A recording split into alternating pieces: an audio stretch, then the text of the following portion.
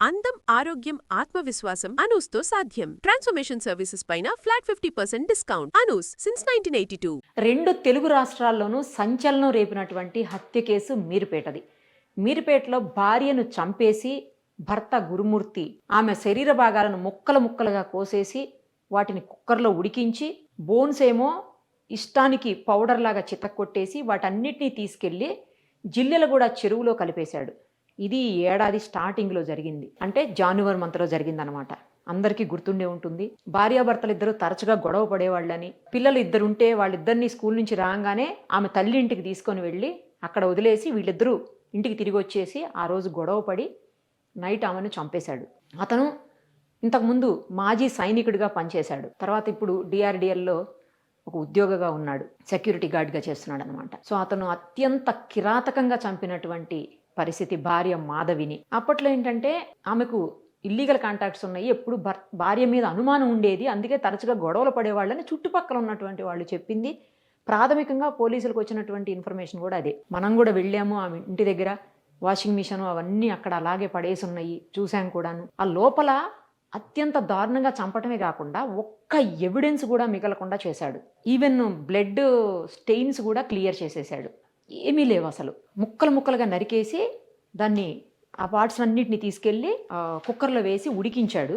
ఉడికించిన తర్వాత మళ్ళీ మిక్సీలో వేసి ఇవన్నీ పౌడర్ లాగా చేసేసాడు. బోన్స్ అవన్నీ చేసేసి బ్యాగ్స్లో తీసుకొని పోయి దాంట్లో పడేశాడు, జిల్లెలగూడ చెరువులో. అసలు ఏ మాత్రం ఎవ్వరికి కూడా ఎక్కడ ఎవిడెన్స్ అనేది దొరకకుండా చేశాడు. అతని మీద అనుమానంతోనే పోలీసులు వెంటనే అరెస్ట్ చేశారు.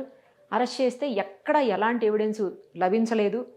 అప్పుడు అందరూ అనుకున్నది ఏంటంటే ఈ కేసు ఇంతటితో క్లోజ్ అయిపోతుంది, ఏ రకమైనటువంటి ఎవిడెన్స్ లేదు కదా అనుకున్నారు. కానీ పోలీసులు టెక్నికల్ ఎవిడెన్స్తో పట్టుకున్నారు. వాళ్ళు చాలా రీసెర్చ్ చేసి ఈ కేసులో చాలా ఇన్వెస్టిగేట్ చేసి మొత్తానికి క్లూస్ అన్నీ కూడా సాధించారు. ఎందుకంటే అప్పుడు అతను కొట్టినటువంటి కత్తి కూడా లేదు, కత్తిని కూడా తీసుకెళ్లి చెరువులో పడేశారు, అది కూడా దొరకలేదు. తర్వాత కింద పడినటువంటి ఆ మరకల్ని వాళ్ళు చాలా టెక్నికల్గా కొన్ని రకాలైనటువంటి కెమికల్స్ యూజ్ చేసి తర్వాత ఫోరెన్సిక్ ల్యాబ్కి వాటన్నిటిని పంపించి అవన్నీ ఆమెవేనని, డిఎన్ఏ ఆమెదేనని, అందులో ఉన్నటువంటి డిఎన్ఏకి సంబంధించి బ్లడ్ శాంపిల్స్, బ్లడ్ స్టెయిన్స్ అన్నీ ఆమెవేనని చెప్పేసి ప్రూవ్ చేయగలిగారు పోలీసులు. అయితే ప్రభుత్వం కూడా ఏంటంటే ఈ కేసులో చాలా సంచలనం రేపించింది కాబట్టి ఆ కేసులో ఫాస్ట్ ట్రాక్ కోర్టుని ఏర్పాటు చేశారు. ఫాస్ట్ ట్రాక్ కోర్టు వల్ల చాలా స్పీడ్గా ట్రయల్ జరుగుతోంది. ఇప్పుడు కూడా ఆ గురుమూర్తి జైల్లోనే ఉన్నాడు. అయితే ఆ కేసులో ఇప్పుడు పోలీసుల ద్వారా తెలిసిన నిజం, భయంకరమైన ట్విస్ట్ ఏంటంటే ఇతను మరదలితోటి, అంటే భార్య చెల్లెలతో అక్రమ సంబంధం పెట్టుకున్నాడు. ఆ వివాహేతర సంబంధమే ఇప్పుడు ఈ మాధవి హత్యకు దారితీసినటువంటి పరిస్థితి. ఎంత దారుణం! సొంత అక్క భర్తతోటి అక్రమ సంబంధం, భార్య చెల్లెలతో ఇతను పెట్టుకున్నదే కాకుండా అందుకోసం భార్యను చంపేయటం. తరచుగా ఇదే విషయంలో ఇద్దరు గొడవలు పడేవాళ్ళని, ఎన్నోసార్లు భార్య పంచాయతీ కూడా పెట్టించిందని ఈ విషయంలో, అయినా కూడా మారకపోగా ఈమెను అడ్డు తొలగించుకోవటం కోసం ఇంత కిరాతకంగా దారుణానికి ఒడిగట్టాడు. 2 పిల్లలు ఉన్నారు, అవేమీ ఆలోచించలేదు. భార్యను అన్ని రోజులు సంసారం చేసినటువంటి భార్యని 2 పిల్లలు ఉన్న తర్వాత కూడా కత్తి పెట్టి నరికి ముక్కలు ముక్కలు చేసి కుక్కర్లో వేసి ఉడికించి, అసలు అంత దారుణంగా, అంత క్రిమినల్ మైండ్ ఎలా వచ్చిందో. వద్దనుకున్నా వదిలేసినా అదే సందర్భంలో మనం ఈ మాట కూడా అన్నాం. ఆ సందర్భంలో వదిలేసి ఉంటే అయిపోయేది ఇష్టం లేనప్పుడు అని చెప్పి.